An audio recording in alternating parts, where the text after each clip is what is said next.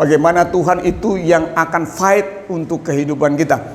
2 Tawarikh pasal yang ke-20 ayat yang pertama dikatakan begini.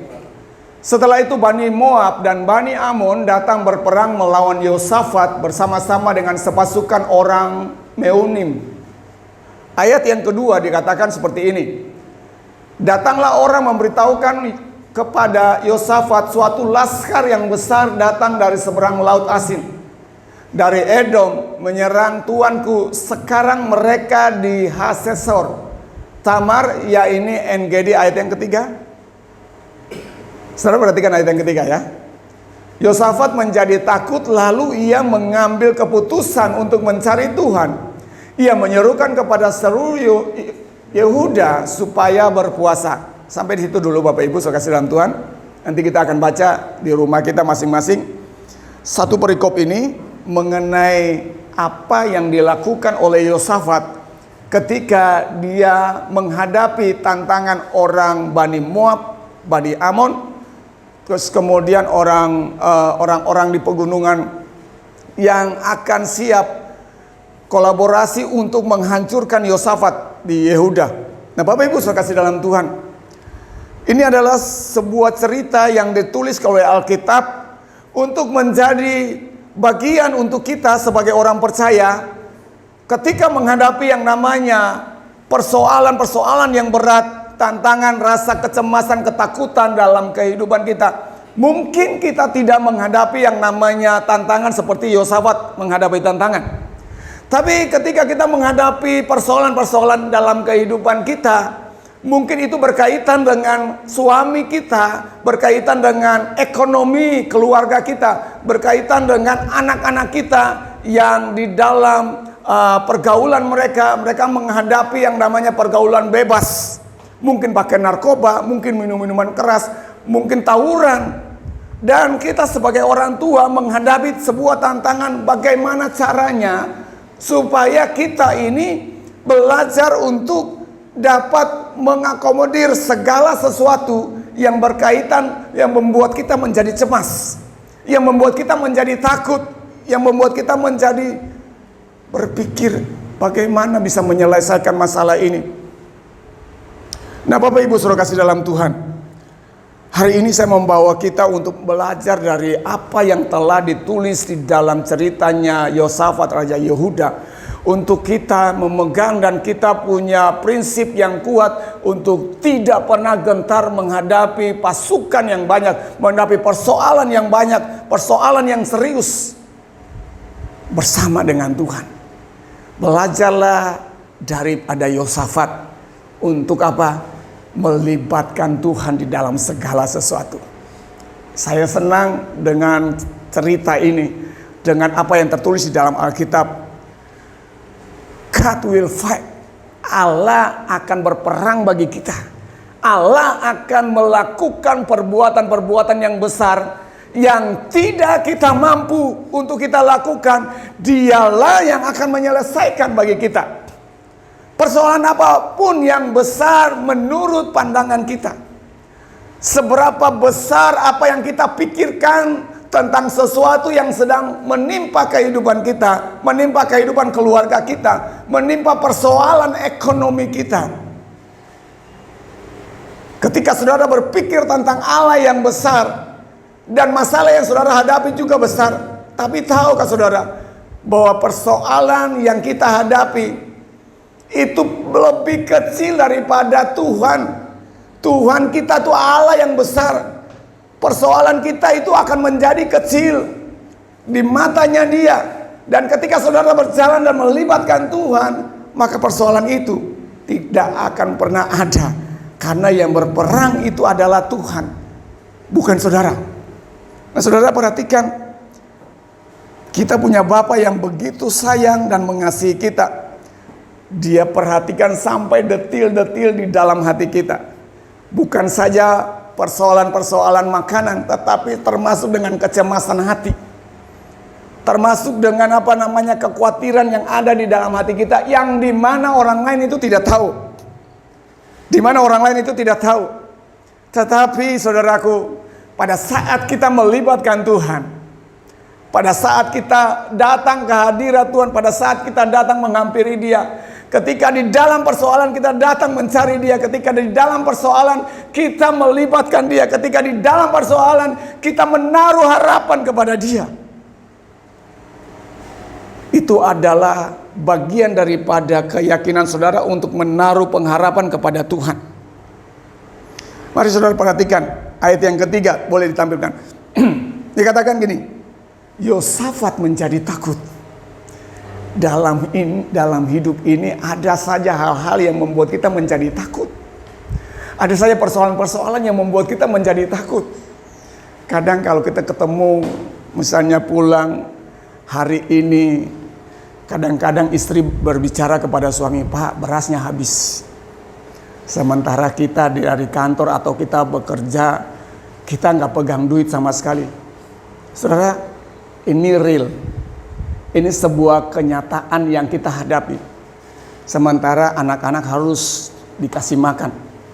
Apa yang saudara lakukan? Kalau nggak seperti ini, Bapak Ibu saudara kasih dalam Tuhan. "Pak, 2 hari lagi kita bayar kontrakan. Dari mana kita dapat duit?"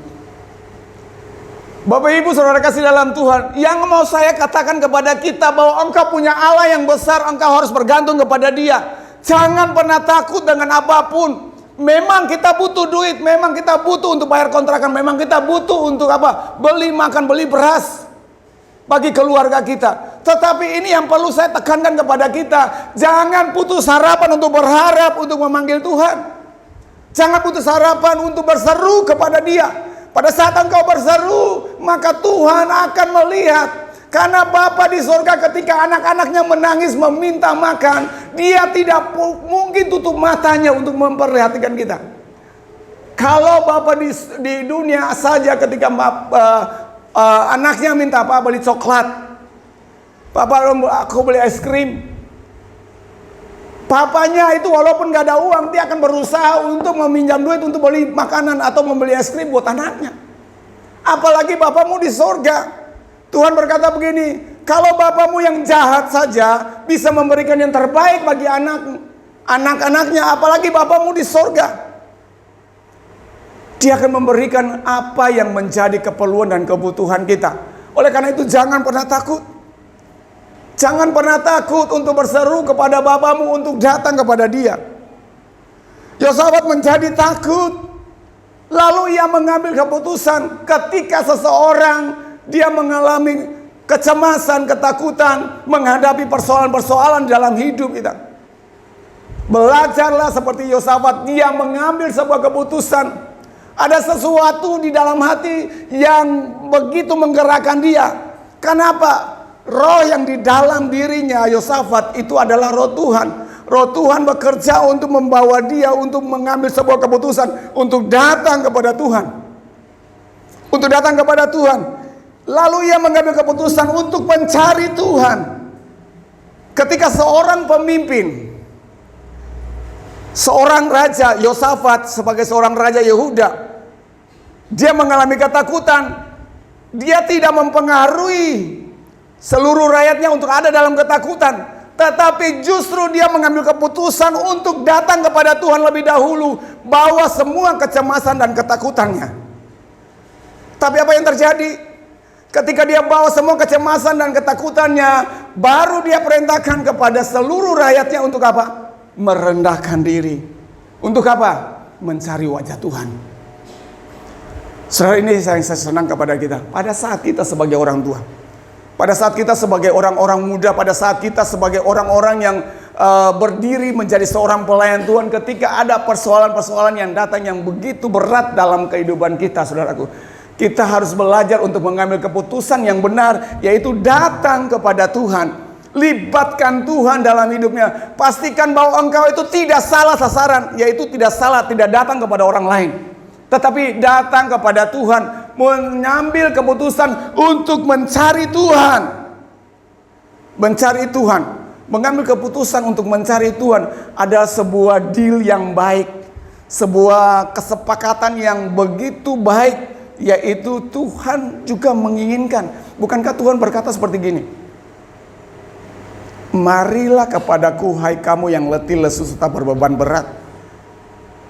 Beban apa yang sedang kita hadapi? Persoalan apa yang sedang kita hadapi? Tuhan ajak untuk bawa sini. Datang ke sini. Datang ke sini. Saudara, saya mau katakan kepada kita, ketika beban datang, ketika persoalan menghampiri, kita nggak bisa mengusir persoalan.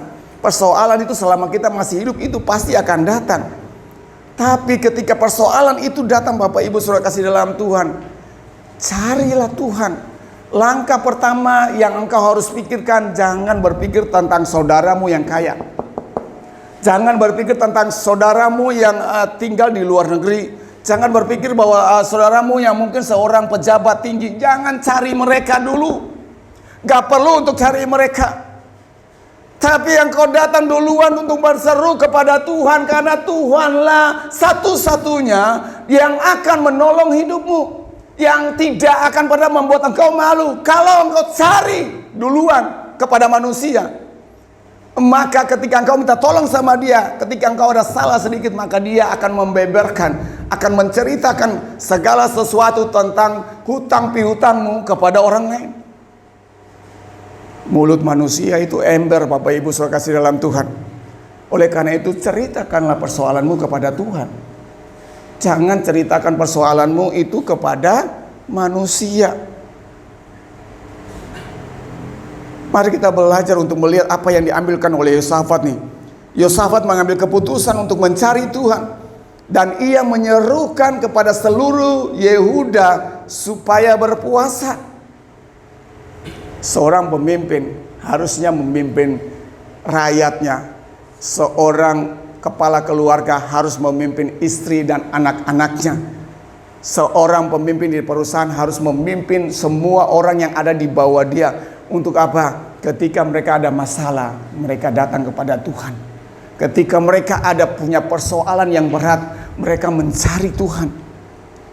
Dimulai dari seorang pemimpin. Dimulai dari seorang pemimpin. Saudara, dengar baik. Gereja ini punya maintenance yang cukup banyak, cukup besar. Tapi saya nggak pernah membuka mulut untuk meminta dari siapapun. Dari siapapun untuk minta belas kasihan. Tapi saya datang dan saya ceritakan kepada Tuhan. Karena saya percaya Tuhan yang saya percaya itu adalah Tuhan yang maha kaya. Kalau dia sudah membuka gereja untuk kita beribadah, dia pasti akan mencukupkan. Kalau rumah ibadah ini ditutup, dia sendiri yang malu, bukan saya. Oleh karena itu Bapak Ibu Saudara kasih dalam Tuhan, kita harus sampai punya level iman, punya kepercayaan yang sampai dengan itu, sampai dengan pada titik tersebut. Tuhan, kalau engkau menyuruh saya untuk memimpin, untuk mengembalakan, bukan karena saya yang punya mau, tapi Tuhan yang menggerakkan, Tuhan yang memimpin. Buka jalan. Saya gak pernah akan mengucapkan sebuah kata pun untuk meminta belas kasihan dari orang lain. Untuk meminta perhatian, untuk mendukung pelayanan tempat ini. Enggak. Tapi saya percaya bahwa saya punya Allah, saya punya Tuhan yang luar biasa, yang akan mencukupkan segala keperluan dan kebutuhan. Ini yang harus membuat kita menjadi orang-orang yang terus tidak terpengaruh dengan situasi dan kondisi. Kalau Bapak Ibu menghadapi tantangan dan masalah di dalam keluarga, dengan anak-anak, dengan mertua, dengan menantu saudaraku, jangan pernah lari, jangan pernah meminta pertolongan dari orang lain. Duduk berlutut dan berdoa minta supaya Tuhan lepaskan. Biar Tuhan selesaikan, bukan dengan cara kita meminta pertolongan dari orang lain. Mari kita lihat apa yang terjadi dengan Yosafat. Apa yang terjadi dengan Yosafat? Ayat yang ketiga, saya ulang-ulang di ayat yang ketiga supaya saudara mengerti benar ini. Apa yang dikatakan oleh Yosafat. Yosafat menjadi takut lalu mengambil keputusan untuk mencari Tuhan. Yang pertama yang harus kita perhatikan ketika saudara tahu bahwa God will fight, Allah mau berperang, Allah akan berperang kepadamu. Maka pastikan ini, saudara, pastikan kita itu menjadi orang yang pertama adalah membulatkan hati datang kepada Tuhan. Bulatkan hati kita untuk datang kepada Tuhan. Kalau dua orang sepakat, dua orang di bumi ini sepakat, Alkitab berkata minta apa saja, maka Bapamu di surga akan menjawab. Dua orang sepakat, bulatkan hati, itu berbicara mengenai kesepakatan hati, keteguhan hati, keimanan kepada Tuhan, dalam arti berpengharapan kepada Tuhan. Bulatkan hati. Ayat yang ketiga, Yosafat bulatkan hati untuk datang mencari Tuhan, dan dia bulatkan hati juga bersama-sama dengan rakyatnya untuk apa? Mereka mengambil bagian untuk merendahkan diri, merendahkan hati dengan berdoa, berpuasa. Dengan mereka berpuasa supaya menyerukan kepada seluruh Yudea, Yehuda supaya berpuasa. Dan Yehuda berkumpul untuk meminta pertolongan daripada Tuhan. Mereka datang dari semua kota di Yehuda untuk mencari Tuhan. Kesehatian akan menggoncangkan kerajaan surga. Kalau saudara menghadapi yang namanya tantangan dalam kehidupan, suami istri tetap sehati untuk menggoncangkan kerajaan surga. Karena ketika kesehatian itu naik ke surga, saudaraku, maka apa yang Tuhan firmankan itu akan tergenapi dalam hidupnya. Ketika seorang suami dan seorang istri, mereka sepakat meminta pertolongan daripada Tuhan karena ada masalah yang terjadi dalam kehidupan mereka. Entah itu masalah apapun, mau masalah ekonomi, mau masalah kehidupan pribadi, masalah kehidupan rumah tangga, saudara, masalah bisnis, masalah usaha, maka semuanya itu akan dikerjakan oleh Tuhan, karena Tuhan gak mungkin melalaikan akan janjinya.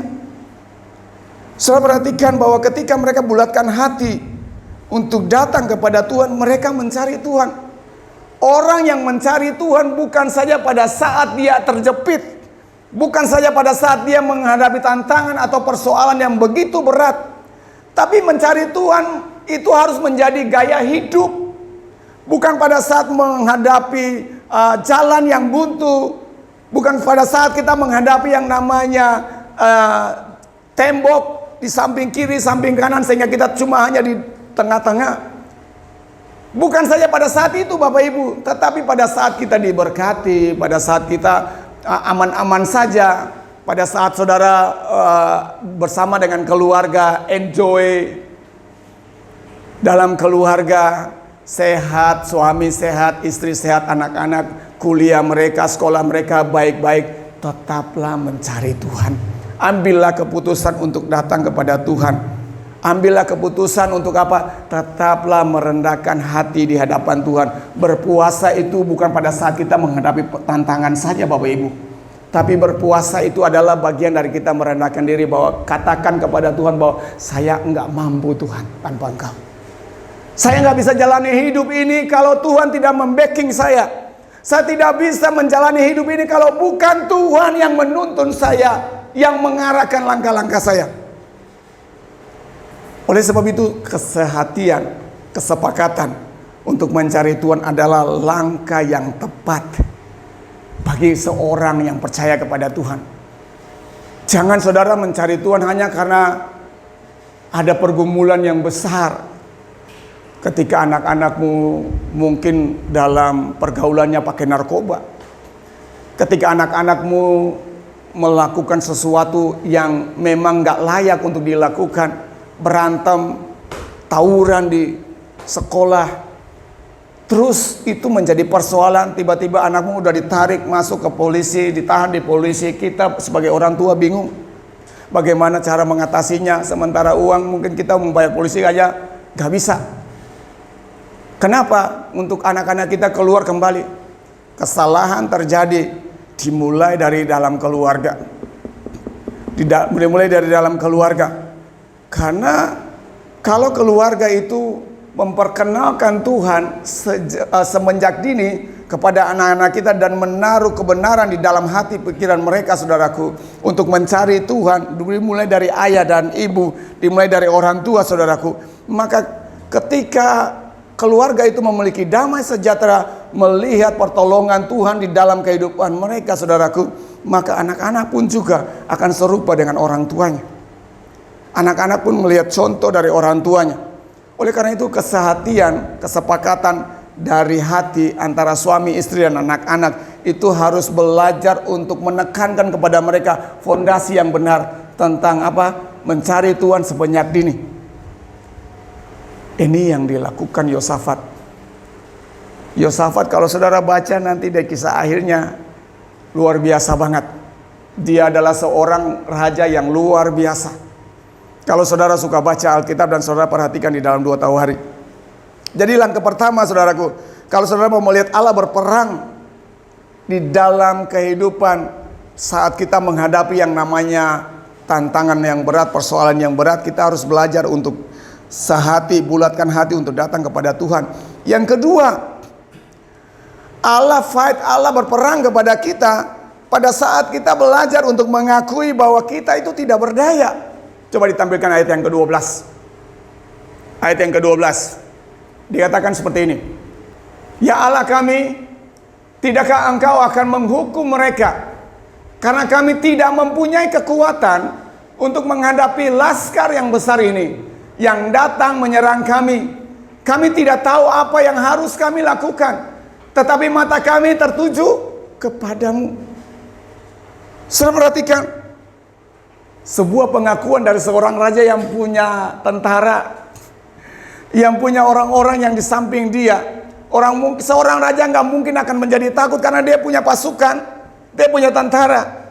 Tetapi saudara perhatikan ini, ya Allah kami, dia raja tetapi dia merendahkan hatinya untuk meminta pertolongan karena dia tahu bahwa dia tidak sanggup. Ya Allah kami, tidakkah Engkau akan menghukum mereka? Menghukum para pasukan, kolaborasi dari tiga raja untuk melawan satu raja. Karena kami tidak mempunyai kekuatan.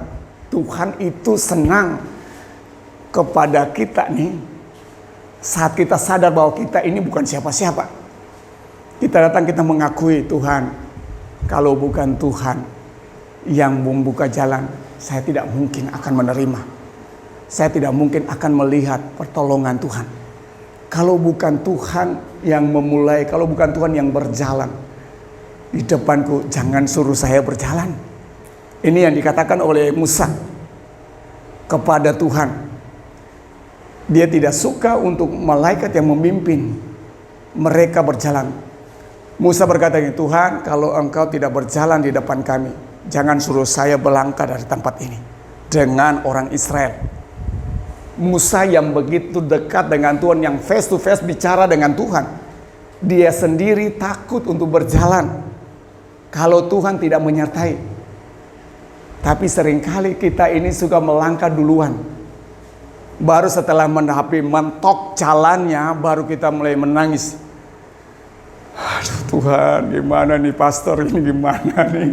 Tolong doakan saudara. Kita sudah ambil langkah duluan daripada Tuhan, tapi kita nggak pernah merendahkan diri seperti Yosafat berkata bahwa Tuhan, ayat yang ke-12 dikatakan seperti apa Bapak Ibu saudara kasih dalam Tuhan? Ya Allah kami, tidakkah Engkau akan menghukum mereka karena kami tidak mempunyai kekuatan?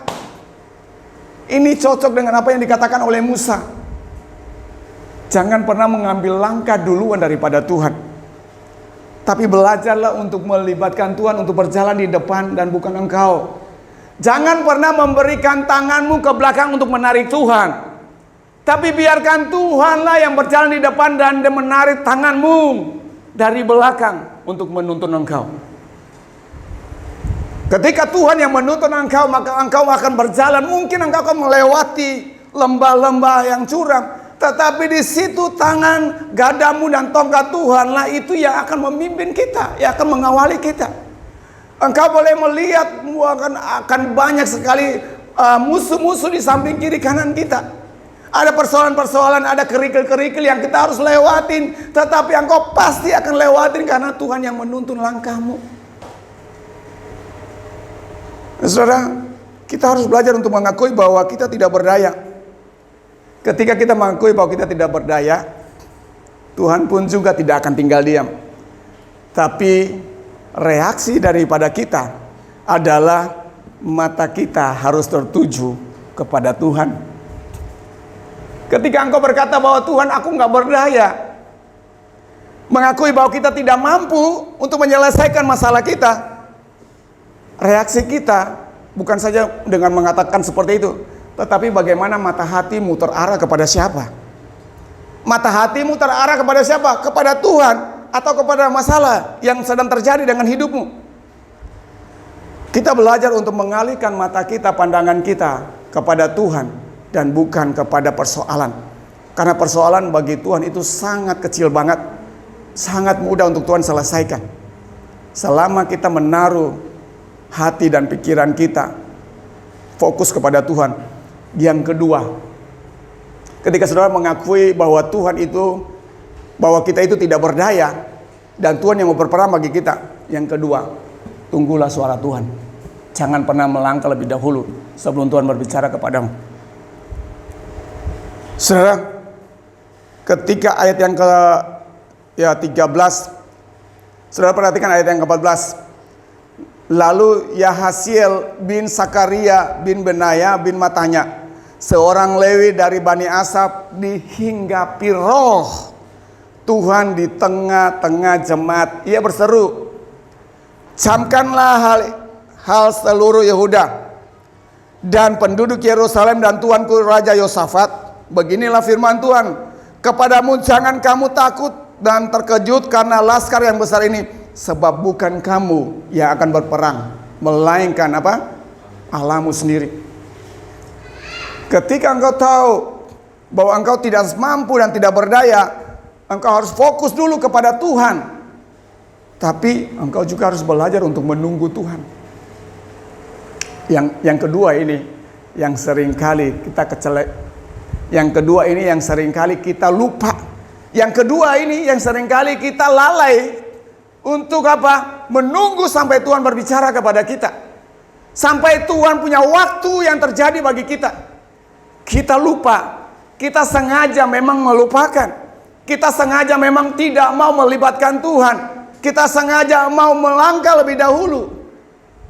Inilah persoalan banyak orang-orang pada akhir zaman ini. Persoalan kepada jemaat yang banyak hari-hari ini melangkah lebih dahulu daripada menunggu sampai Tuhan berbicara.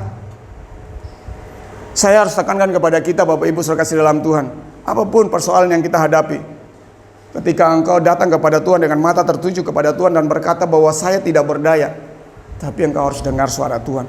Oleh sebab itu, bangunlah hubungan dengan Tuhan. Jangan bangun hubungan dengan Tuhan cuma hari Minggu.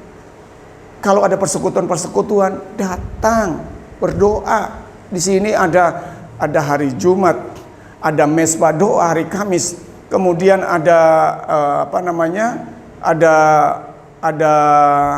di YouTube juga saya bikin renungan setiap hari, setiap 1 minggu 3 kali. Saudara bisa buka untuk menguatkan. Saudara bisa cari hamba-hamba Tuhan di YouTube juga, banyak firman Tuhan. Jadi jangan keluar daripada pimpinan Tuhan ketika kita tahu bahwa kita sedang menghadapi, ketika kita tahu bahwa kita tidak bisa berdaya, kita tidak mampu, kita tidak berdaya ketika menghadapi persoalan. Belajarlah untuk mencari Tuhan, bangun hubungan dengan Dia. Bangun hubungan. Kalau saudara biasa untuk bersama-sama di dalam komunitas, belajar juga untuk membangun hubungan secara pribadi dengan Tuhan. Oke, sampai di sini saudara bisa ngerti.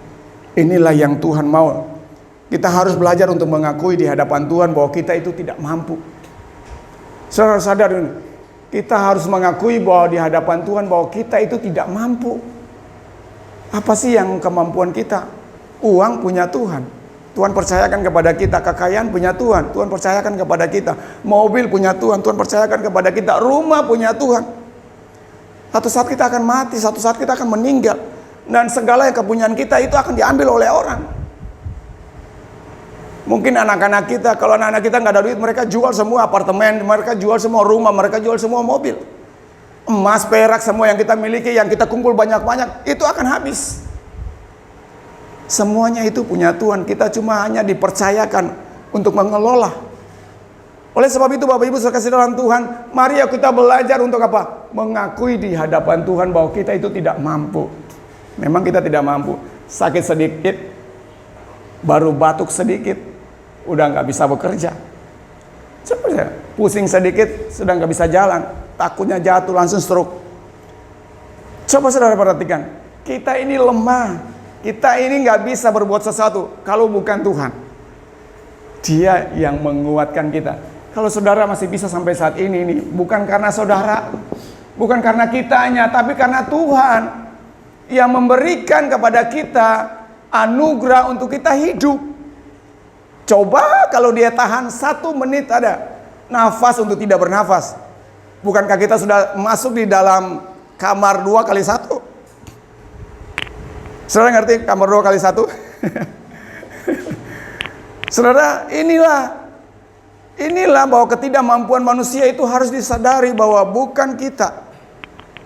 Yang ketiga, kalau saudara mau melihat Tuhan berperang di dalam kehidupan saudara, Tuhan berperang untuk menolong saudara. Poin yang ketiga adalah hadapi musuh, jangan pernah takut. Poin yang ketiga, coba kita lihat di dalam ayat yang ke-16. Ayat yang ke-16 dan ayat yang ke-17. Ini pesan yang disampaikan oleh orang Lewi tadi, ya, Asaliel bin Sakaria. Ini pesan yang dia sampaikan. Ayat yang ke-16.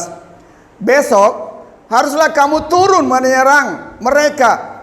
Mereka akan mendaki pendakian Sis, dan kamu akan mendapati mereka di ujung lembah di muka padang gurun Yeruel. Dalam peperangan ini tidak usah kamu bertempur. Hai Yehuda dan Yerusalem, tinggal berdiri di tempatmu dan lihatlah bagaimana Tuhan memberikan kemenangan kepadamu. Jangan kamu takut dan terkejut. Maju besok menghadapi mereka. Tuhan akan menyertai kamu. Ini dahsyat, ini luar biasa. Jadi ketika dia sampaikan firman Tuhan kepada Yosafat, yang harus dilakukan oleh bagian daripada Yosafat adalah bahwa dia harus menguatkan diri, hadapi musuh dan jangan takut. Kalau ada masalah, jangan pernah lari. Kalau engkau tahu Tuhan yang membackingmu, kalau engkau tahu Tuhan yang menyertaimu, hadapi masalah. Karena bersama dengan Tuhan engkau lebih daripada apa? Pemenang. Engkau lebih daripada pemenang. Jangan kamu takut, saudara. Dalam peperangan ini tidak usah kamu bertempur. Allah mana yang gila seperti ini? Coba saya bayangin. Allah mana yang luar biasa seperti ini? Allah mana yang menyertai hamba-hambanya, orang-orang yang takut dengan kepada dia? Allah yang luar biasa. Tapi saudaraku, dia bekerja dengan caranya dia. Dia bekerja dengan pengetahuannya dia. Dan dia berkata kepada yang lemah ini, Yosafat yang gak punya kekuatan ini, supaya apa? Jangan takut, hadapi saja. Dan engkau cuma cukup berdiri. Di dalam peperangan mana saja kalau kita berdiri, bukankah kita akan ditembak? Bukan panah itu akan nyusur langsung masuk ke dada kita. Bukan pistol atau senjata itu, senapan itu bisa menghancurkan kita. Kalau kita nggak punya perisai. Tapi saudara perhatikan, ketika Yosafat menerima firman Tuhan, dia mempersiapkan dirinya, mempersiapkan para orang Lewi untuk memuji Tuhan, baru tentara di belakang. Saudara, ini sebuah cara yang unik, yang tidak mungkin dilakukan dalam peperangan oleh negara manapun. Bagaimana bisa para pemuji di depan baru pasukan perang di belakang? Saudara, logikanya itu nggak masuk akal. Tapi itulah yang Tuhan katakan. Itu yang Tuhan lakukan bagi Yosafat dan juga orang Yehuda dan orang Yerusalem, saudaraku. Apa yang terjadi dengan mereka saat mereka memuji Tuhan? Saudara, Tuhan melakukan kekacauan bagi ketiga bangsa ini, saling bunuh-membunuh. Mereka cuma tinggal berdiri. Bukan mereka yang berperang, tetapi Tuhanlah yang berperang menggantikan mereka. Engkau punya Allah yang dahsyat dan luar biasa. Oleh karena itu jangan pernah menyepelekan dia dalam hidup. Jangan pernah enggak melibatkan dia di dalam hidupmu. Ketika engkau mengakui bahwa saya enggak punya kekuatan, saya enggak mampu, saudaraku, maka disitulah Tuhan akan mengambil alih. Tuhan akan menjadi seorang tentara, Tuhan akan menjadi orang yang berperang mengganti dirimu. Untuk apa? Menyelesaikan masalah yang engkau tidak sanggup selesaikan. Dengar baik. Ini yang dikatakan oleh orang Lewi tersebut, yaitu Yahasiel bin Zakaria. Dikatakan bahwa dalam ayat yang ke-17, majulah besok hadapi mereka, Tuhan akan menyertai engkau. Yang dibutuhkan apa? Adalah cuma satu, penyertaan Tuhan. Lebih daripada 1000 pasukan yang akan menyertaimu. Kalau 1000 pasukan berjalan bertempur, tetapi jika Tuhan tidak ada di dalamnya, maka pasukan itu pun juga akan mengalami yang namanya kekalahan yang fatal.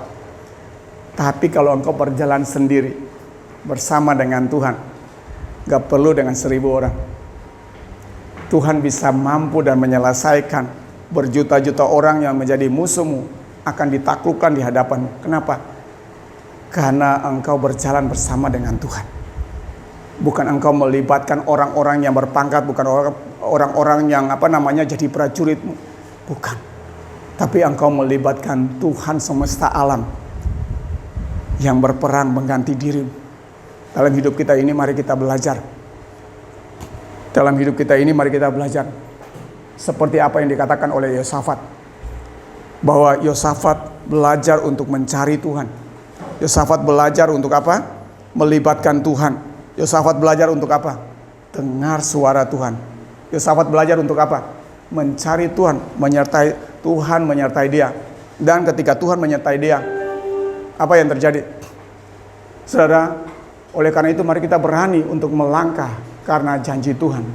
Jangan pernah berani untuk melangkah kalau Tuhan tidak berfirman. Beranilah melangkah kalau Tuhan berfirman, karena janji Tuhan, Dia menyertai kita. Mari kita bangkit berdiri. Kita nyanyikan pujian ini. Bapa, Kau mendengar seruan hatiku.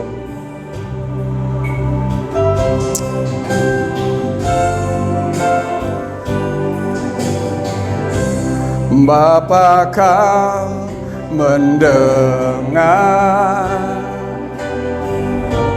seruan hatiku. Tak pernah Kau lepaskan dari kasih-Mu. Lewat lembah kelam, Kau temani aku. Roh-Mu bekerja selalu untuk kebaikanku, mengalir kuasa dari tempat maha tinggi. Bapa kekal mulia, Kau hadir di sini, memulihkan hati, menyembuhkan yang terluka. Ku kan tenang bersama-Mu, Bapa. Biar musik aja yang kalian pujian ini. Saudara-saudara, kita tidak bisa mengalami ketenangan pada saat kita menghadapi banyak persoalan. Manusia itu hidup berjalan memang dengan mata, tetapi di atas mata fisik kita masih ada iman. Ketika saudara tidak mampu untuk bisa menyelesaikan dengan mata yang saudara lihat, dengan telinga yang saudara dengar, dengan situasi yang sedang terjadi dalam hidup, engkau hanya perlu yang namanya belajar untuk tenang dan percaya akan janji Tuhan. Ketika engkau tenang, maka engkau akan mendapat kekuatan yang baru daripada Tuhan. Ketika engkau tenang, engkau bisa berdoa. Tapi ketika engkau menghadapi situasi dan membuat engkau tidak tenang, engkau tidak akan sanggup berdoa. Pada saat kita mengalami kekalutan di dalam hati kita, pada saat kita menghadapi yang namanya stres karena tekanan-tekanan hidup dalam hidup kita, karena ada banyak persoalan-persoalan yang begitu besar menghantui kita. Dengar baik Bapak Ibu saudara kasih dalam Tuhan, kita harus belajar untuk tenang dan percaya bahwa Tuhan tidak pernah meninggalkan kita, bahwa Tuhan tidak pernah membiarkan kita itu sampai menjadi orang yang tidak berpengharapan. Karena itu saya mendorong kita, bangunlah hubungan dengan Tuhan setiap hari, supaya engkau bisa memiliki yang namanya damai sejahtera dan ketenangan. Ketentraman batin itu penting bagi kita. Yosafat di dalam ketakutan dia belajar untuk mencari Tuhan. Ketika seseorang belajar untuk mencari Tuhan, maka Tuhan pun juga akan berbicara kepada dia, dan dia akan mengalami yang namanya sebuah respon ilahi dalam hatinya untuk percaya kepada Tuhan dan memegang akan janji-janjinya. Karena Tuhan berpihak kepada orang-orang yang sungguh-sungguh mencari Dia, yang sungguh-sungguh berharap kepada Dia. Kalau saudara Bapak Ibu sedang menghadapi yang namanya persoalan-persoalan dalam hidup saudara, diam sebentar. Naikkan imanmu kepada Bapamu, karena Dia sanggup untuk memulihkan seluruh kehidupan. Mari saya akan nyanyikan pujian ini. Bapak Ibu boleh berdoa saja. Bapak Ibu boleh berdoa secara sendiri. Naikkan apa yang harus Bapak Ibu naikkan, doakan, berharap kepada Tuhan. Saya akan nyanyikan pujian ini sendiri saja. Bapa kau mendengar seruan hatiku, tak pernah kau lepaskan dari kasih-Mu.